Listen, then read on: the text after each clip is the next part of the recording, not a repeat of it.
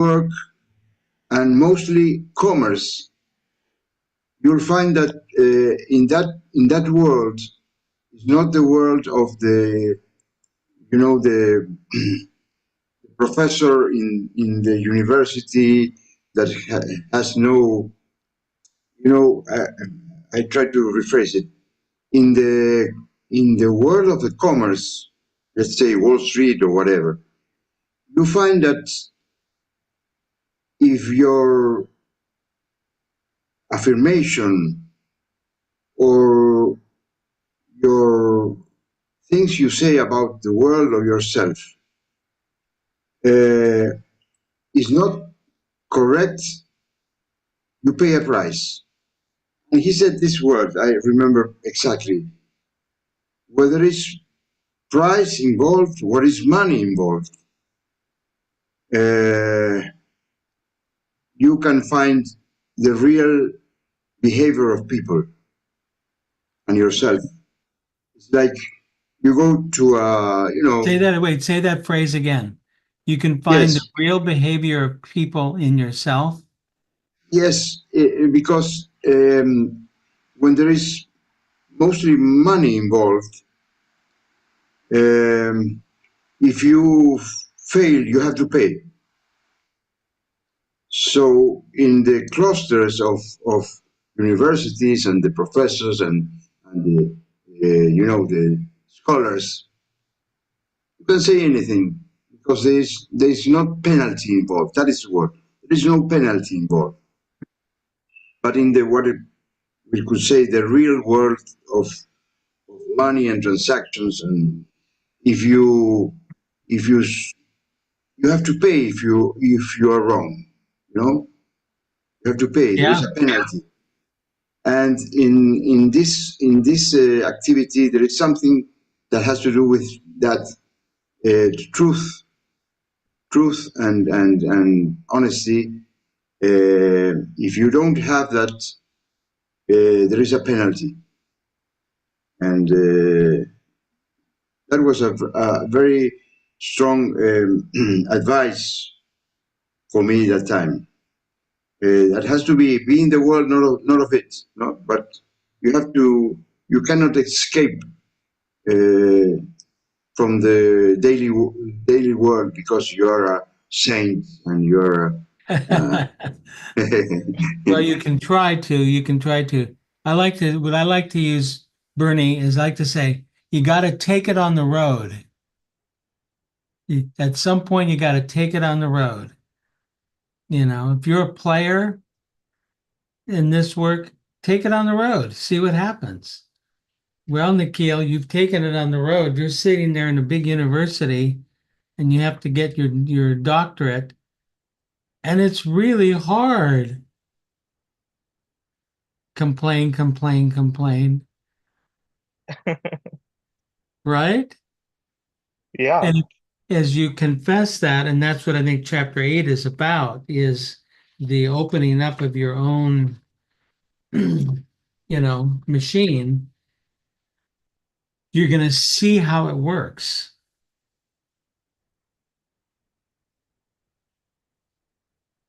I mean, instead of studying, there's some really, really good adventure movies, action movies coming out right now.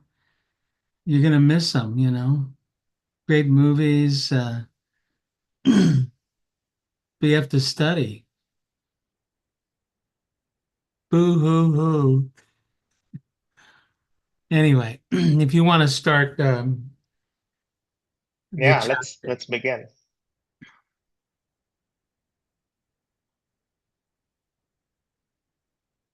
Yeah, all right. So we are on chapter 8, and for those who have the book, we are on page 48 of chapter 8, which is called, let's go back to the beginning.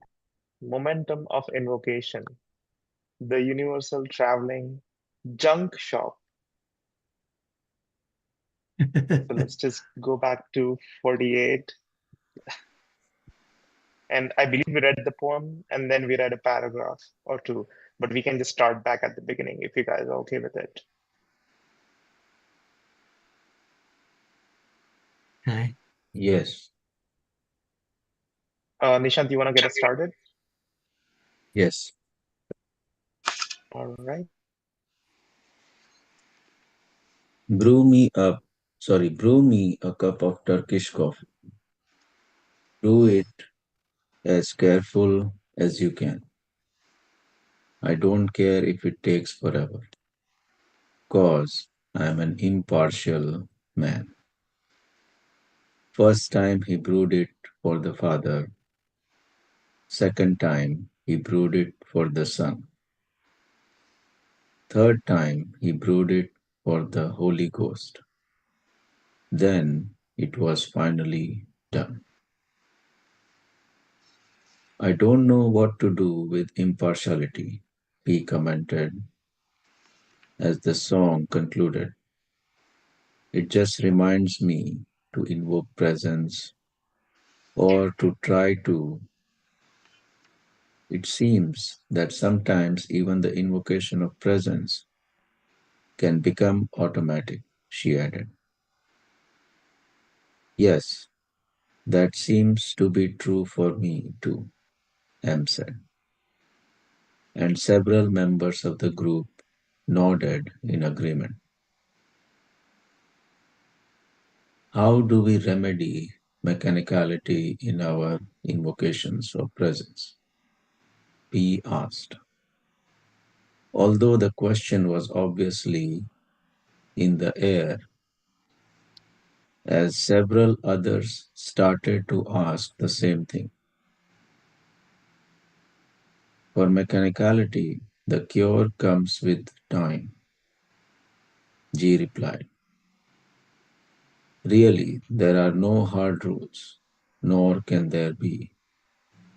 Because if we allow ourselves to fall into firm rules for invocation, it is certain to become not just mechanical, but completely ritualized, just a formality.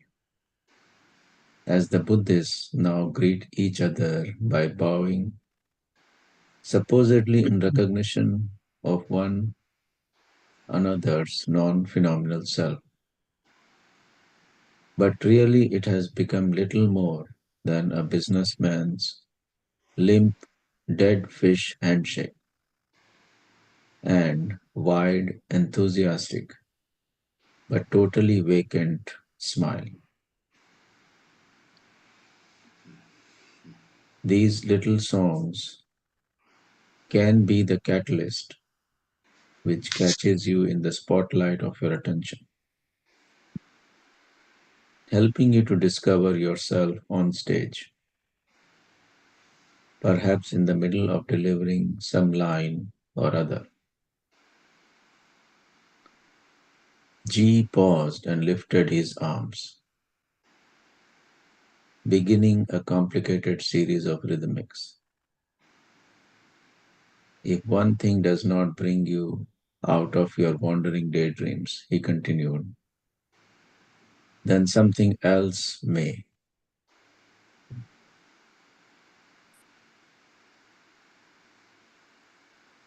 I'll pass if someone wants to read. If not, I can continue. Yeah, everything can be a remembering factor for the invocation of presence, he said, increasing the speed of the rhythmic exercise slightly. Even other exercises can serve as remembering factors, whether successful or not. Even forgetting to perform the exercise can serve as a remembering factor because we can use the organic sensation of remorse both as remembering factor and as a source of force for our invocation. Why that son of a bitch? He suddenly exclaimed. He told me I was the only one. I believed it. I believed it was true. But where are you? He sang in a boomy deep voice. It was one of the folk songs the group had written together. Where are you? He asked again. Now, this gives me an idea. After all, Doesn't the ordinary mental attention of the head brain function entirely by association? In which case, as long as it functions by association anyway, why not use this unfortunate situation to my advantage? Yes. Why not allow the associations to cause me to remember to invoke my presence into the present? Something like jiu-jitsu, in which we use an opponent's own weight and force to defeat him. Where are you? He repeated. This reminds me of something. But what? To whom does the you in the song refer? It could be anyone, but it happens also to remind me that I am not really here at this moment. And yet I could easily be present. Yes, presence is not at all difficult. It just requires a little something from me, something that wouldn't really interfere with any of my other activities. And no one else will ever be the wiser, will ever be the wiser. So it won't embarrass me or my companions. After all, it only takes a moment of my time to silently invoke my presence. And so I will. Nishant, I you have something you want to say? okay. Yeah, but finish, Sharka.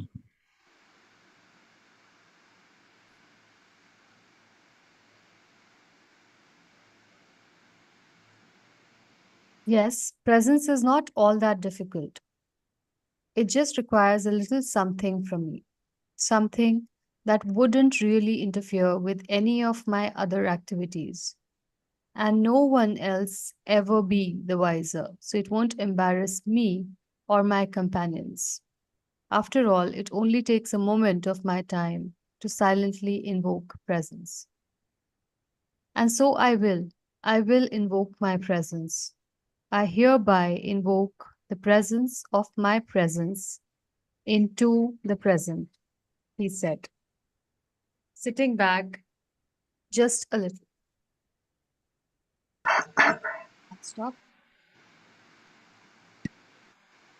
Yeah, I Ishan, do you want to? wanted. Yeah, I wanted to share something. It's a long story. Is it okay? Long story. Sure. Please. So last time I was visiting India, I met my school friend. I know him from school days, and he's a marathon runner now. I mean, he never ran at that time, but now he is. And he said, "Oh, I don't do it for health. I don't do it for this or that or what have you. I just like to run." And he would run like he ran something like 50 kilometers or 60. He don't even count all these markers, the full marathon, half marathon. And I was a little surprised to hear that. But I mean, he's a genuine guy. He's a straight shooter, so he's not making this up. And while we were talking, we also talked about second wind phenomenon. And I said, mostly when we would do the night shifts, we feel this second. Uh, and I said, "Oh, you must have felt it many times. You are a marathon runner." And he said, "I only felt it one or two times." And he have been running marathons for last almost 10, 15 years now. Hmm. So that surprised me. And I said, this guy is genuine. He's not making sugarcoating anything. He's saying that it only happened one or two times. So it got me, little. I was not completely like it put a question mark in my mind. Why a marathon runner who runs like, he's not even counting the miles. He just keeps running. And that's when it struck me on that other day, when Wednesday, I think it was last to last, when it said, about that phrase that we use, that like what it doesn't like. Um, So this guy really likes it. For him to run a marathon, he enjoys it. It's not something he does not like. It's not something a resistance that he's trying to overcome or something like that. So that put me in that spot where I said, okay, majority of the time I notice that moments that have helped me to bring the presence is something I don't like, and that can be very trivial things. This book is kept on this side, why it is not kept, sideways or properly straight line. It's just minor things bothers and has helped me because that's not what I like. It's supposed to be this way. It is supposed to be that way. And that's when I realized you don't need to run a marathon to bring in that second wind. Any trivial things that you don't like, it has to be something you don't like though, because that is the only one that will break that chain of thought, that pattern that you always follow in your brain. That's how it's supposed to be, and it will bring you to the present moment.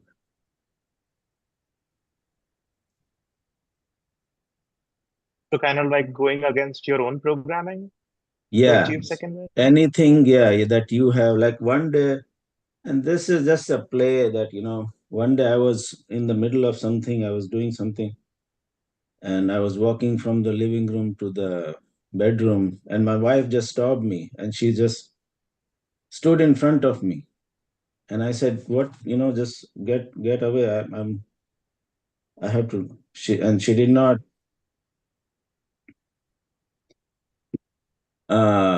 She said, "No. I'm just standing here," and that again that snapped me out of that chain of thought. I was in the middle of, I was like, okay, I have to finish this. I'm in the middle of thing, and she just stood in front of me, and like minor things like this would break that thing. Whatever you are doing, what you think is um, it doesn't have to be a huge deal. Like it doesn't have to be a big effort to bring in the presence. Let me ask you, you said an interesting thing that it often has to do with something that's a negative manifestation, right? No, anything that will break your thing. You are in, I mean, yes, negative. Yes. What you are in the thought process, oh, I have to book the tickets, I have to go there, I have to park this, and anything that will snap you out of that will break that pattern. What about something that is pleasant to you? Yeah, it won't break it. What if you're like watching your favorite, as my sister used to say, my television show? My TV, my show is on that night. I can't. She was Yeah. whatever it was that she was addicted to. And so you're sitting there watching your favorite show and you're really into it and you're Hmm. just enjoying the script, the actors, the action, the camera work. You're just loving it. Yeah. Is that a moment for self-reflection? Yes. Anything that will break you, they come in. It really Your is, isn't daughter it? will come in and turn the TV off while you're in the middle of that, just to that last moment that, okay, what is going to happen now? We had an exercise, maybe it was in the gosh, was it in the Labyrinth Readers course? The exercise was to go to a movie, some go to a public movie of some sort, Yeah. big movie, and then leave Mhm. like in the last 5 minutes.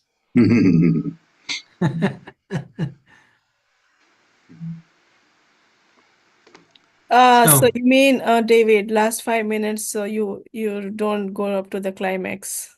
you don't Huh. see this super ending, the sunset with the lovers together, or the hero Mm-hmm. won the war, or anything like that. You walk out. So You I think don't let it I resolve. even heard Bhagwan mentioning that he used to watch a lot of movies, but then he will never finish any of them. He will leave them like not exactly. I don't remember if he said that exactly 5 minutes or like before the climax. But he mentioned that the beauty of watching movies is you should never go up to the end. What's happening? Just leave it in between. Hmm. So this talk here is about associative thinking, and EJ's in the middle of a diatribe, or how this thinking works and how you could use it. So we all have associative thinking. So why don't we just continue to read this through a couple more pages?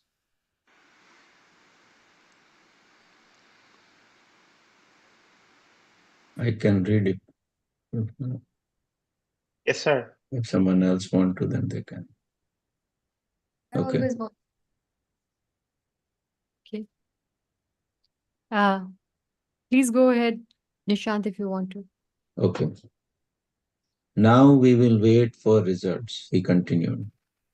I can tell by certain definite alterations in vision, emotion, and sensation, by which I mean that I feel clean, my state is washed away, drained by some sort of cleansing radiation, which comes over me as my presence descends into the present and settles into the organic body. I'm gonna stop us there only to emphasize that paragraph.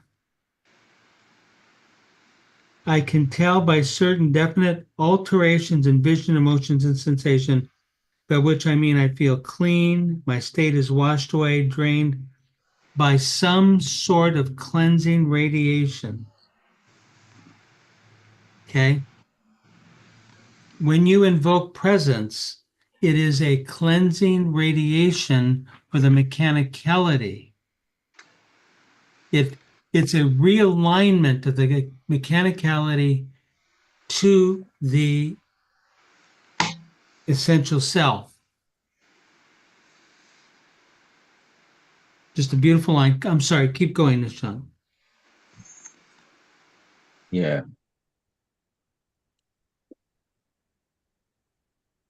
I'll, I'll just read one again. Now we will wait for results, he continued. I can tell by certain definite alterations in vision, emotion, and sensation, by which I mean that I feel clean. My state is washed away, drained by some sort of cleansing radiation, which comes over me as my presence descends into the present and settles into the organic body. That my invocation has succeeded. And I am not the only one who should be able to tell that my presence has descended into the present. He continued. Others should also feel this cleansing effect as my vibrations of presence reverberate outward to a distance of about 10 feet. But now I have lost it. Invocation is only momentary in any case. And very soon the organic self reasserts itself,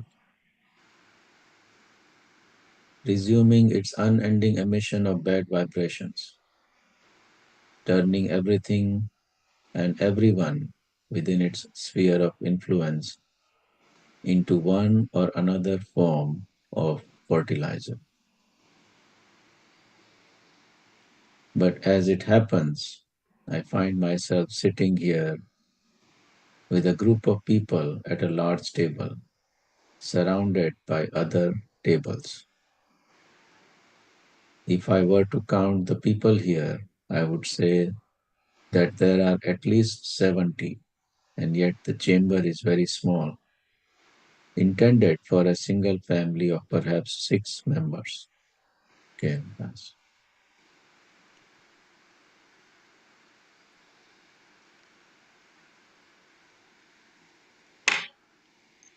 It somehow reminds me of a Hollywood version of The Last Supper, which happens to also remind me of the last hour of life, another exercise which I forgot to do today. But this sensation of remorse, as I look back at all the time I have wasted in my life when I could have been working, this sensation and the corresponding thoughts which are aroused at the same time provide me with something. But what? Now I remember. They provide me with the force necessary for the invocation of my presence, but unfortunately I haven't really got the time just now for that because I am eating.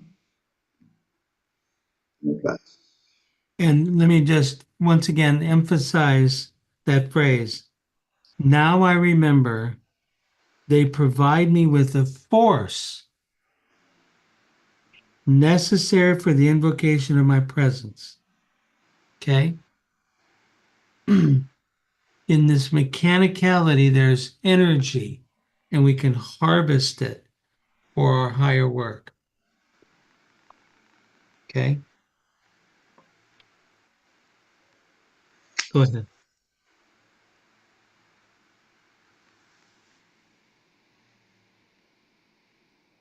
But I have almost finished my dinner, and I realize that during the whole course of the meal, I have completely forgotten to try to transubstantiate my food as I chew and swallow it. How many bites did I take? What did I eat for dinner just now? I cannot even recall having eaten, and except for my empty plate and used napkin, I have no real evidence that dinner was served to me personally. What a waste. Here I am in the midst of a work community, and I cannot even remember to eat my food in a work way. Imagine that, surrounded by others, all of whom no doubt did not fail to transubstantiate their food, and I cannot remember to do the same. But this reminds me of something else. Surrounded by creatures who wish to eat my higher blood. Yes, lunar parasites all around me. And because I forgot to invoke my presence, which is a banishing for them, and which prevents them from eating my higher substances, they have had quite a feast tonight at my expense. But it wasn't just tonight. All during the day, I was with other people, and if I didn't do something to produce organic emotions in them for the benefit of their lunar parasites, they aroused them in me for the benefit of mine.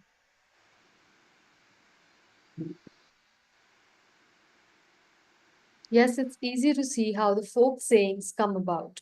I scratch your back and you scratch mine. One hand washes another.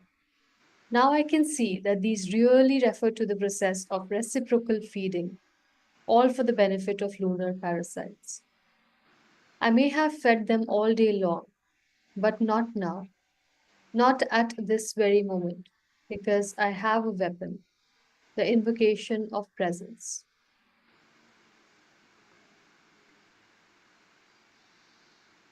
It somehow reminds me of the Lone Ranger or the cavalry riding to the rescue. But never mind, I will try it. Perhaps it will afford me a moment or two of relief from the greedy vampires. And I pass.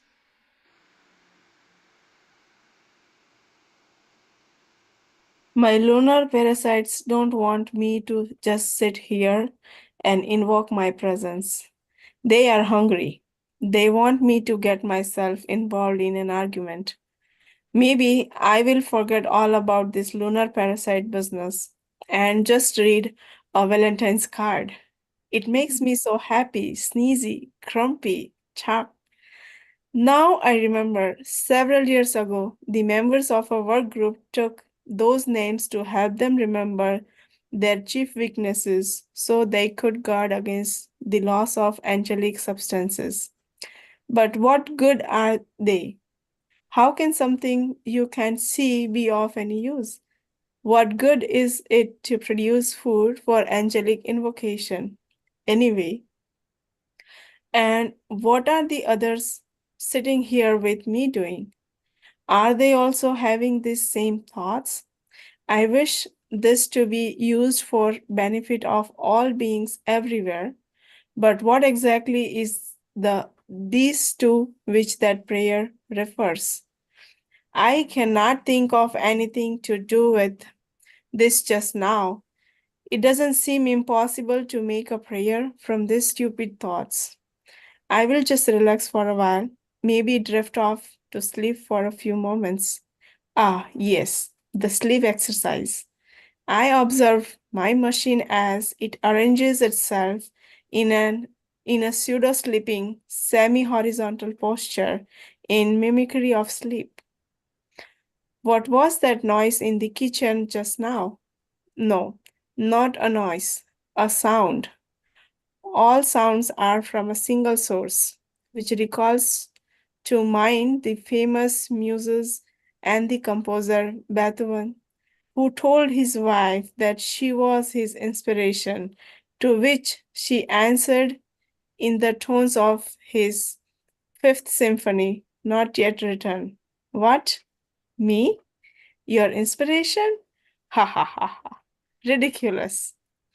Invoke your presence, G sang in the same notes as Beethoven's Fifth. Damn, he continued in the same stream of consciousness style. Of all the 24 primary exercises, I can only remember one of them, and now I find myself just knowing vaguely that it exists. What was that one exercise I was able to remember? This is all very embarrassing. I am sweating from embarrassment. But this also reminds me of something. Yes, I have heard that the unveiling of the non phenomenal self generates heat. But that can only comes as a result of invocation of presence, which does not usually just happen by itself. Now I feel remorse, and it's all his fault. After all, I am new here. I should not be expected to perform as well as the others.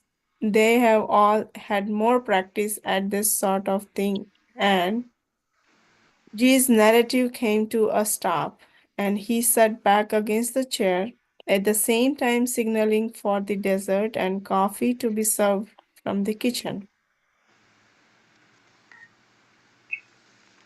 This is an example of use of mental and organic momentum for the purpose of self-invocation.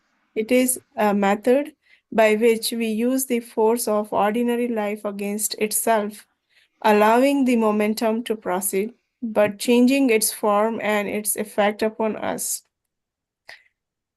We are still influenced by the full force of organic life, still under the influence of the momentum of our ordinary habits, but the influence is applied to the invocation of presence.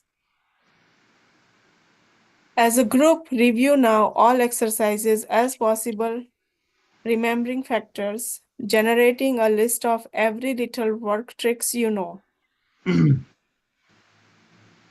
Do this group review of exercises and remembering factors periodically. Even notate methods of which you have only heard and about which you know nothing, whatever in the practical sense they may frustrate you into invocation. Beautiful. I think this last two paragraphs, right, that he's talking about as a group review, that I is what. like that. It may frustrate you to invocation. That's good. So, as a group, review now all the exercises as possible, remembering factors. Who's going to be the secretary? Nishant? No, Nikhil, you should be the secretary. It's your show. So do we have any of them listed or anything about like that we can start putting together something? Oh, come on. That's the easy way out. Swat. Give me a list and see if I can remember it. No. We all can. I mean, if we don't have something, we can start working on that, right? This is what he's. We are on a desert island right now, Swati, and there's no books, nothing. All you have is what you've heard or maybe remembered. Are we on Zoom? Yeah. Michelle is taking a Well- coffee break. So Bernie had mentioned something earlier. Remember, he said he was watching the morning meeting about coins and he got really frustrated. What does this have to do with anything? So you could write down coinology. Popcorn exercise. This would be one.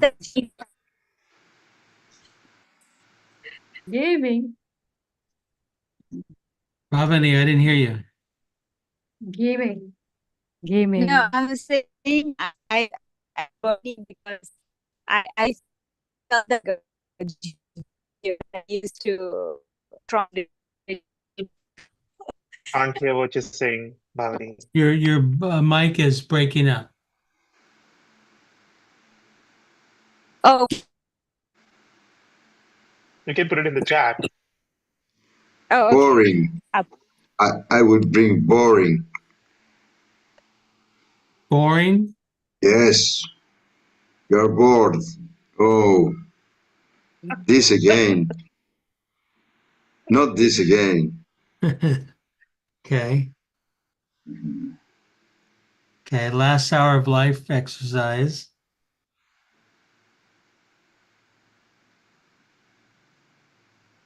This one, like kind of this thought helps me a lot when I am into a difficult situation, especially at work. Like, if you are very like I think I talked about that I get very frightened very often for small things.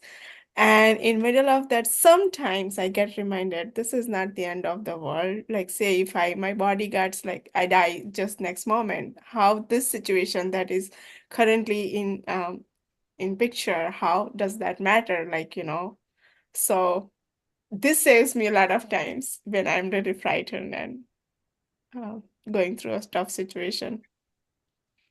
It might be the end of the world. You don't know.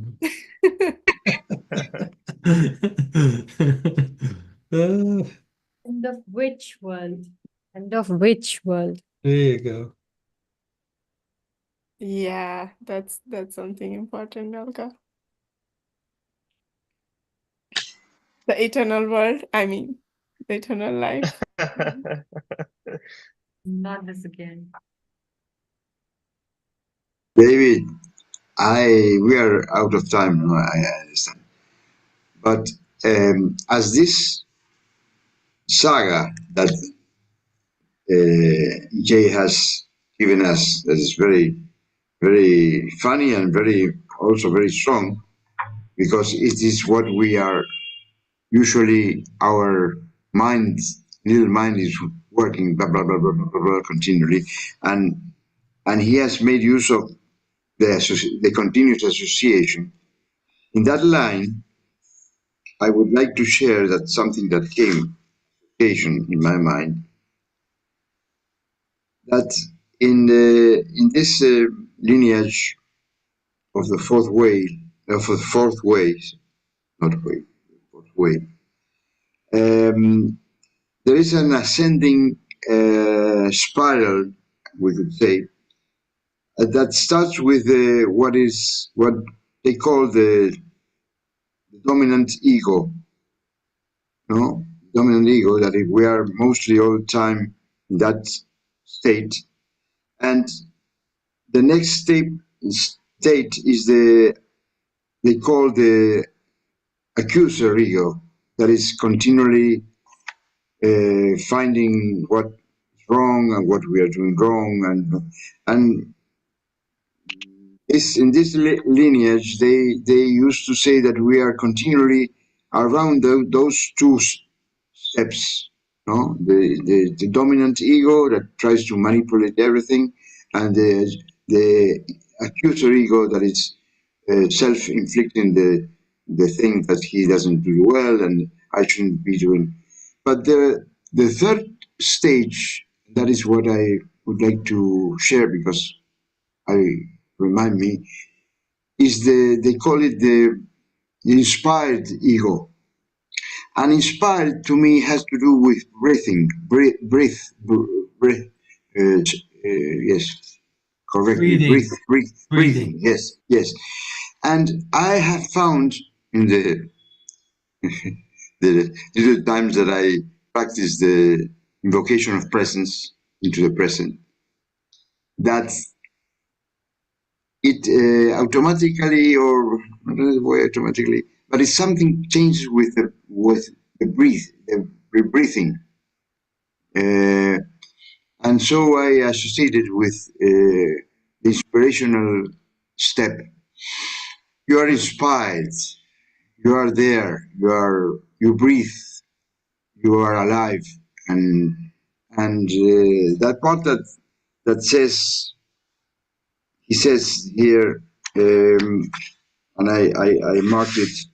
No, you sense something, definitive alterations in your vision, your emotion, your sensation.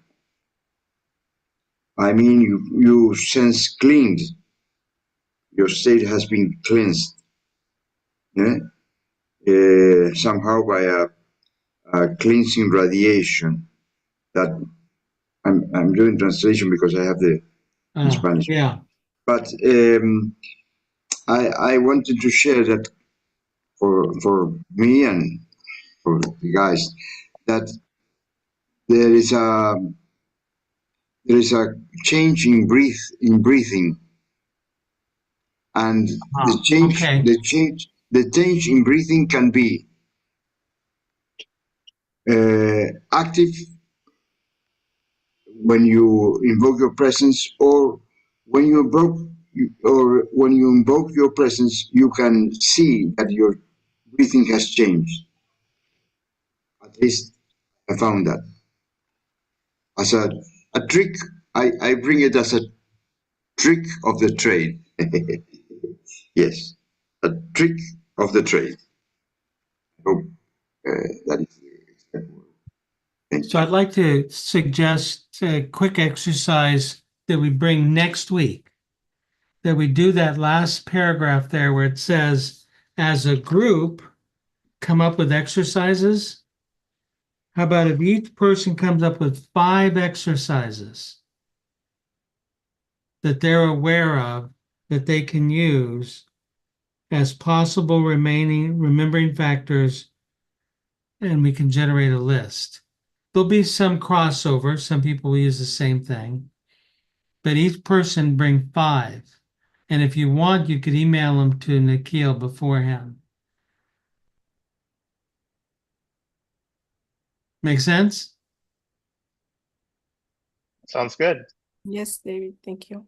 Yeah. Okay.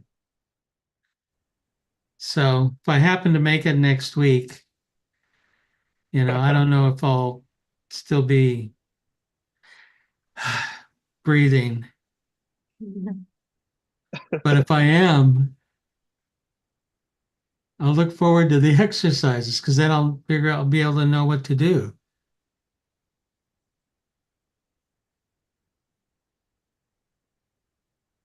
It's good seeing each and every one of you today.